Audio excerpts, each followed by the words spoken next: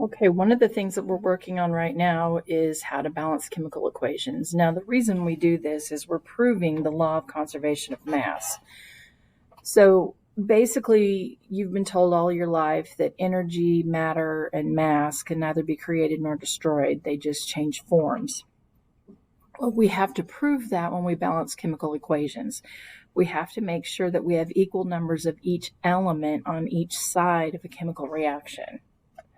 So how do we balance them? Here's an example of a balanced equation. You have 2 hydrogen gas plus oxygen gas yields 2 water molecules. Now you'll notice that your 2 will multiply times your 2 to give you 4 hydrogens, just like it does over here. And then also you have 2 oxygens, which when this multiplies, you'll also have 2 oxygens. And so this is a balanced chemical equation. So what's the big deal? Well, balanced equations, it's a reaction that follows the law of conservation of matter so that the kind and number of atoms on both sides is equal.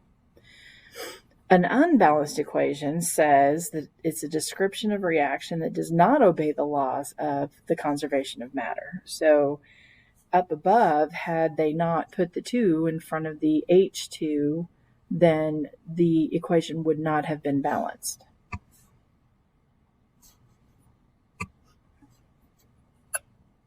All right.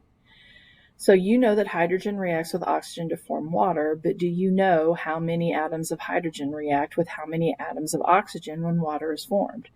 Do you know how many molecules of water are formed? You do if you know the balanced chemical equation for the reaction. The balanced equation for the formation of water is 2 hydrogen gas plus oxygen yields 2 water molecules.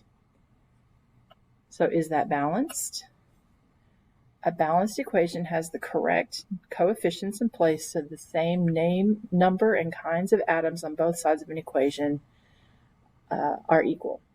An unbalanced equation does not have the right coefficients in place. So just like in algebra where you use distributive property with coefficients, you do the same thing in chemistry. You add coefficients in front of the molecules or the elements to help balance, to make sure that you have equal numbers of each element on each side of the arrow.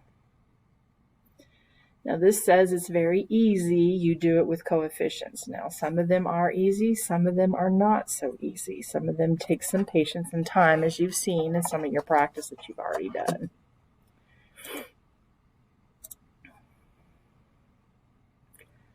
All right.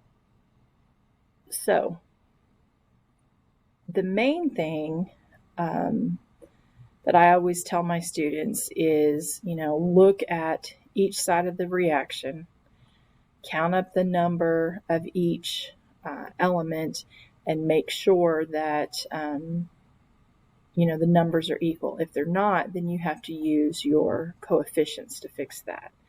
Now, one rule is that you never, ever, ever, ever change subscripts. So that number right there, don't do it. Leave it alone. Okay, just don't. You're breaking the law in chemistry if you do that. So what you can do is you can add coefficients. That is something that you can do. And what that does is it multiplies toward the element. So it multiplies this one. So when I look on this side, I had 2 lithiums.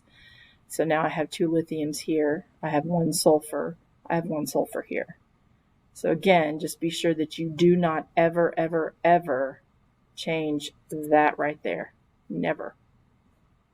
Don't break the law in chemistry. All right, so this is just kind of a study guide that I found that I thought might be helpful. I'll probably be sending this to you before too long. All right, let me know how I can help.